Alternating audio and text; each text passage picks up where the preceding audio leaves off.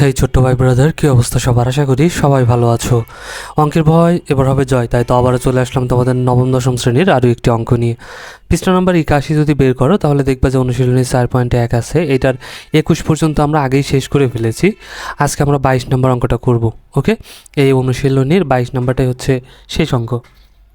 So দেখো, খুবই important কিন্তু এই ধরনের অঙ্কগুলো কিন্তু আবার পরীক্ষাতেও এসে থাকে। সো আজকের অঙ্কটা তোমাদের জন্য খুবই ইম্পর্টেন্ট হতে চলেছে। এখানে আমাদের কি দিয়েছে দেখো তো, অর্থাৎ এখানে এক্স সমান একটা মান দিয়ে দিছে, ওয়াই সমান একটা মান দিছে, জেড সমান একটা মান দিছে। দিয়ে বলছে যেখানে x P Q R greater than 0, অর্থাৎ 0 থেকে এই মানগুলো বড় হবে। ঠিক আছে, তারপর ক নম্বরের প্রশ্ন করছে যে এক্সের মান নির্ণয় করো। সো এই যে এক্সের মান দিয়েছে এটা নির্ণয় করতে বলছে। সো এই অঙ্কটাই কিন্তু আমরা করেছি, সেম অঙ্ক, মেবি 4 নম্বর অঙ্কটা। ঠিক আছে, একদম সেম একই জিনিস, করে না থাকলে কোনো সমস্যা নেই, আমি করব। আর তারপরে যারা আগের অঙ্কগুলো করো নাই তারা কিন্তু চলে যেতে পারো আমার চ্যানেলের প্লেলিস্টে, সেখানে সব অঙ্কগুলো সিরিয়াল বাই সিরিয়াল দিয়ে আছে। আশা করি তোমাদের অনেক উপকার হবে। ওকে, একদম প্রথম অধ্যায় থেকে। আচ্ছা, তাহলে চলো আমরা অঙ্কে চলে যাই। এখন ক নাম্বার কি বলছে, এক্সের মান নির্ণয় করো। তাহলে ক নাম্বার এখানে আমরা লিখতে পারি যে দেওয়া আছে, দেওয়া আছে। কি দেওয়া আছে দেখো তো, এখানে এক্সের মান কিন্তু দেওয়া আছে। সো এক্স ইকুয়াল আমরা লিখে নিতে পারি 2a to the power -1 plus 3b to the power -1। তার উপরে কি দেওয়া আছে, হোল পাওয়ার কত দেওয়া আছে, এই যে -1। তাহলে আমরা দিয়ে নিলাম -1। সো এখন আমরা কি করব, এটার সাথে শুধু মান বের করব। ঠিক আছে, দেখো তাহলে কীভাবে করছিলাম, এই 2-র সাথে এর কী সম্পর্ক, গুণের। তাহলে 2 ইন্টু আমরা এই এটার উপরে যেহেতু -1 আছে, আমরা কী জানলাম, a টু দি পাওয়ার -1 থাকলে আমরা কি লিখতে পারি, অর্থাৎ এভাবে না, যেমন n টু দি পাওয়ার -1, তাহলে এটাকে কি লিখতে পারি, 1/n। ঠিক আছে, আর যদি এখানে দেখতো n টু দি পাওয়ার -2 বা 3 যাই থাকুক না কেন, সেটা কি হয়ে যেত, এখানে হয়ে যেত যে এই যে n যে আছে, n two the power minus, এই মাইনাসের জন্য 1, তারপরে যে সংখ্যাটা থাকতো সেই সংখ্যা। ওকে, তাহলে তাই যদি হয় তাহলে এখানে আমাদের কি আছে, তাহলে এখন হবে উপরে হবে 1 আর নিচে হয়ে যাবে a। Okay, a plus a plus, অর্থাৎ এইখানে যদি 1 থাকে, মাইনাসের পর যদি 1 থাকে পাওয়ার, ঠিক আছে, তাহলে এই 1টা উপরে হয়ে যাবে আর যেটা আছে এটাই হয়ে যাবে। আর যদি আমাদের এইখানে এই মাইনাসের সাথে অন্য কিছু পাওয়ার থাকতো, তাহলে এটা তো এটাই থাকতো, এই যে যেমন n থাকতো, এই মাইনাসের জন্য উপরে হয়ে যেত 1, আর যত পাওয়ার থাকতো সেটা হয়ে যেত নিচে। ওকে, আশা করি বোঝা গেছে। তাহলে দেখো 3 ইন্টু এই b, ঠিক আছে, -1 আছে এই জন্য শুধু 1টা কোথায়, উপরে চলে যাবে। ওকে, এটাকে আমরা কি করব, ব্র্যাকেট দিয়ে আটকাই দিয়ে -1 আছে উপরে 1, এটা কিন্তু এই যে 1/b গুণ হয়ে গেছে। ওকে, তাহলে এখন যদি আমরা দেখি এটা যদি গুণ করি, এটা কি কাটা যায়, কাটা যাবে না। তাহলে উপরে উপরে গুণ, নিচে নিচে গুণ, এই 2 কোথায় আছে বলো তো, উপরে না নিচে? অবভিয়াসলি উপরে আছে, কারণ সব পূর্ণ সংখ্যার নিচে মনে মনে কত থাকে, 1 থাকে। তার মানে 2 আছে উপরে, তাহলে 2টা উপরে গুণ হয়ে যাবে, এই 2 আর 1 গুণ হয়ে 2 1 2 আর নিচে হয়ে যাবে a। যোগ সেমভাবে এটাও কাটা যায় না, তাহলে 3 উপরে, 3 1 3 আর নিচে হয়ে যাবে b। ওকে, আর উপরে কি আছে, -1, তাহলে -1 হয়ে যাবে। এবার দেখো তো এটাকে কি করব, যোগ করব। ভগ্নাংশের যোগ করার শর্ত কি, হরগুলোর লসাগু, হর কত, এবি, এর লসাগু কত, এবি। এখন দ্বিতীয় শর্ত কি, হর দ্বারা ভাগ করে লব দ্বারা গুণ। এই এ দিয়ে যদি এবিকে ভাগ দেই তাহলে এ কেটে যাবে, বি বাঁচবে, তাহলে বি দিয়ে 2কে গুণ দিলে 2b, যোগ আছে এখানে যোগ, বি দিয়ে এবিকে ভাগ দিলে বি কেটে যাবে, এ বাঁচবে, এ দিয়ে 3কে গুণ দিলে 3a, উপরে কি বাঁচবে, -1। এখন আমরা কি জানি, এই -1 মানেই থাকলে যে সংখ্যাটা থাকে তার উপরে জাস্ট কী হয়ে যায়, 1 হয়ে যায়। যেমন এখানে a -1, তাহলে কি হয়ে যাবে, এই 1টা উপরে হয়ে যাবে আর যেটা ছিল সেটা নিচে হয়ে যাবে, তাই না? সেমভাবে এই যে -1 আছে, তার মানে এটা উপরে হয়ে যাবে আর এটা নিচে হয়ে যাবে, তার মানে এখানে হবে 1 ভাগ এই যে এটা হয়ে যাবে 2b plus 3a divided by ab। Okay, আর এখন যদি আমরা অঙ্ক করি তাহলে এই 1 1 ভাগ কি হয়ে যায়, গুণ হয়ে যায় ভগ্নাংশে, আর দ্বিতীয় ভগ্নাংশটা উল্টে যায়, মানে নিচেরটা উপরে উপরেরটা নিচে, তাহলে এ বি চলে যাবে উপরে আর 2b প্লাস 3a চলে আসবে নিচে। এখন যদি এ দিয়ে এটাকে গুণ করি তার মানে এটাই হয়ে যাবে ab by 2b plus 3a। Okay, so এটাই হচ্ছে আমাদের অ্যান্সার, এক্সের মান। খুব ইজিলি কিন্তু বের করে ফেললাম, তাই না? এই ধরনের অঙ্ক কিন্তু আমাদের আগেও ছিল। তারপরে যদি আমরা খ নাম্বার দেখি, এখানে আমি জাস্ট উদ্দীপকটা তুলে নিয়েছি সাথে, যেন অঙ্ক করতে সুবিধা হয়। তাহলে এখানে বলছে কি, দেখাও যে y প্লাস √481 ইকুয়াল 4। ওকে, অর্থাৎ এটা বাম পক্ষ নিয়ে আমাদের কি করতে হবে, 4 এটা আমাদের বের করতে হবে। ঠিক আছে, সো এখানে আমাদের এই যে y এর মান দেওয়া আছে, এটা জাস্ট আমরা লিখে নিতে পারি যে এখানে তাহলে আমরা লিখতে পারি দেওয়া আছে,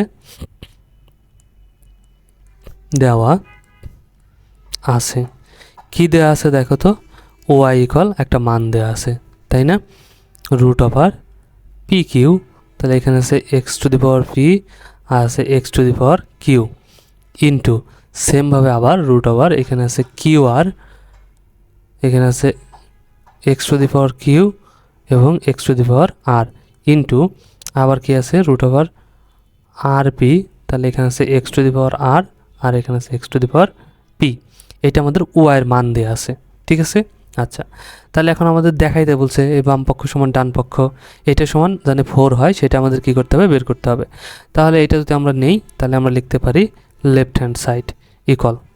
ওকে, তাহলে লেফট হ্যান্ড সাইড কি আছে আমাদের, y, এটা y প্লাস √481।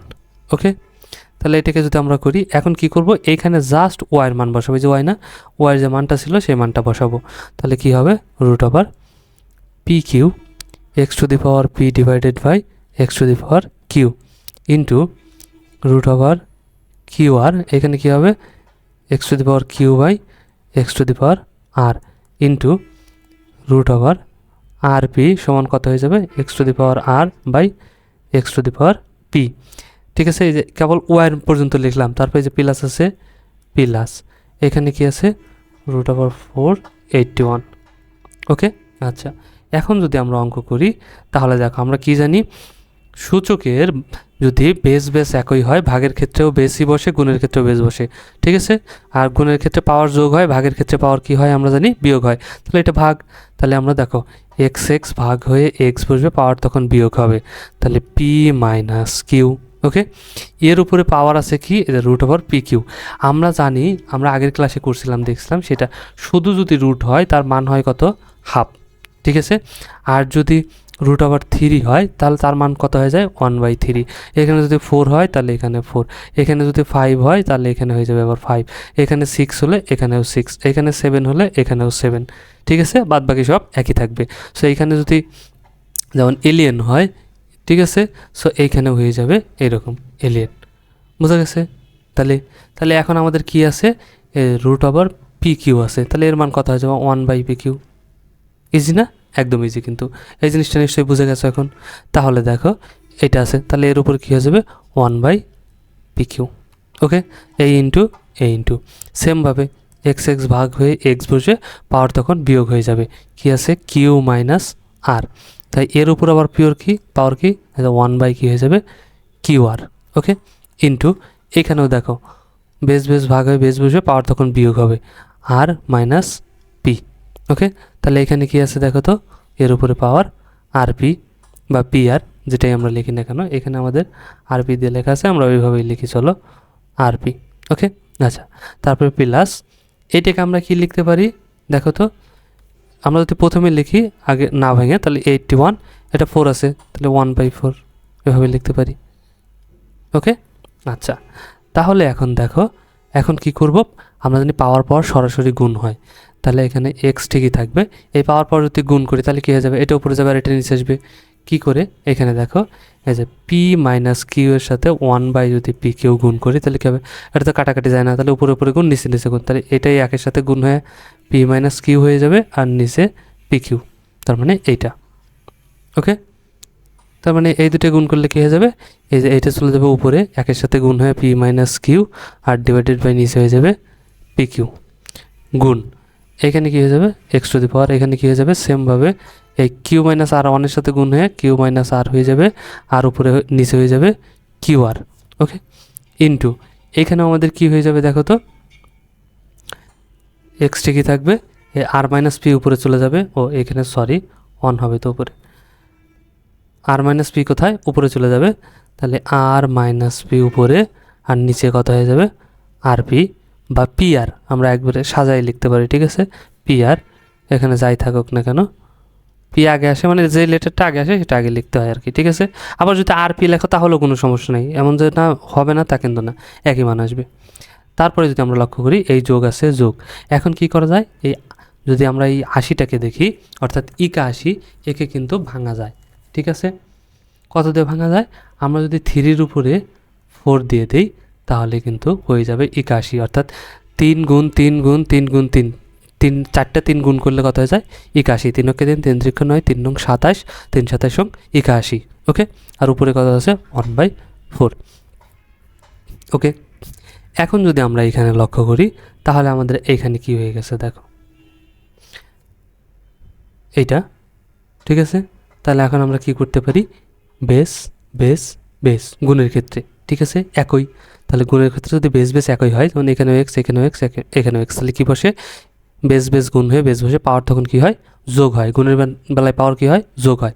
তাহলে যোগ করি, P minus Q divided by P Q যোগ Q minus R divided by Q R যোগ R minus P divided by P R, ওকে।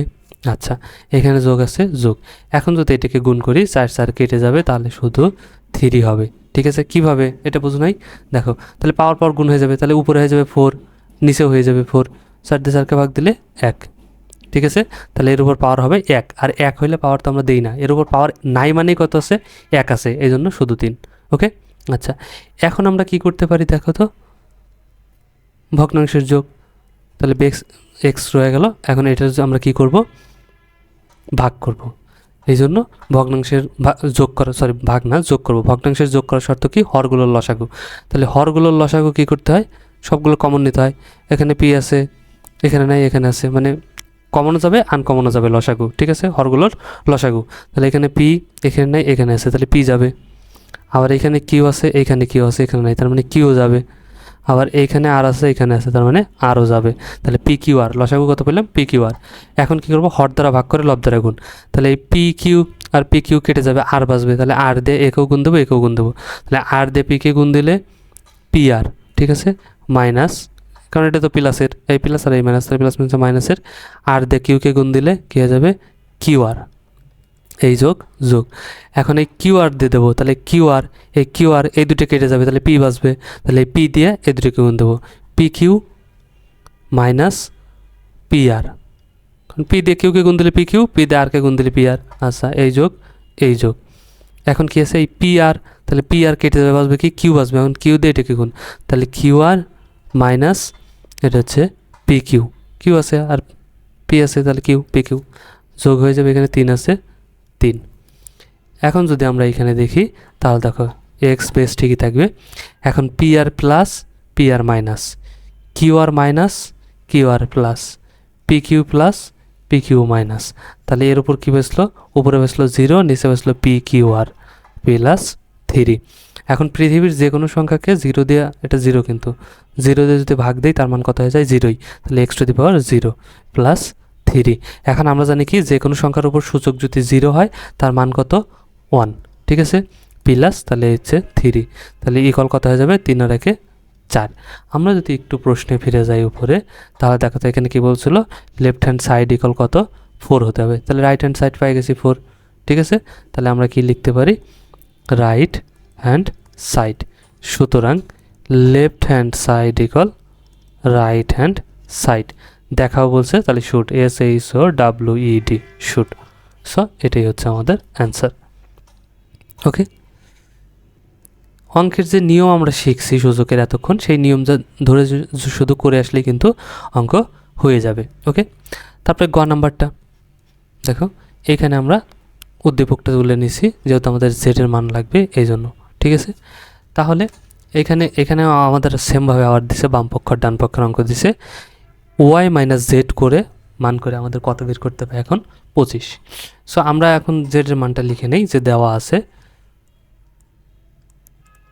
দেওয়া আছে কি দেওয়া আছে দেখো তো, জেড ইকুয়াল কত দেওয়া আছে, যেটা 5 to the power m plus 1 divided by 5m to the power m minus 1, তারপর আছে ভাগ, তারপর কি আছে 25m plus 1 divided by m to the power m minus 1 into তার উপর পাওয়ার আছে কত m প্লাস 1, এটা ওকে।